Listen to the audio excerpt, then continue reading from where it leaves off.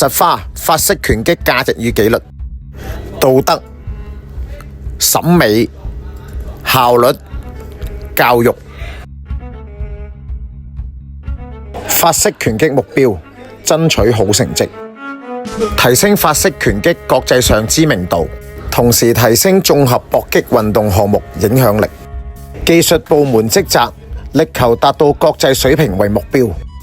在國際比賽和歐洲比賽中，世界各地法式拳擊運動員都取得優異戰績。法式拳擊中有兩種高水平比賽形式：全接觸和半接觸法式拳擊。全接觸法式拳擊以全力擊打為主，半接觸法式拳擊以優美招式和擊打次數為主。半接觸比賽禁止重擊，所以賽事要輕快擊打獲得更高分數。比賽需要優雅擊打。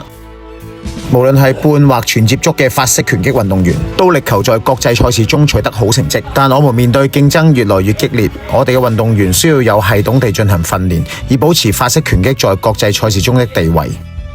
我們會在國際比賽前召集運動員，我哋嘅醫療團隊會根據賽程，提前為運動員做好身體和心理訓練工作。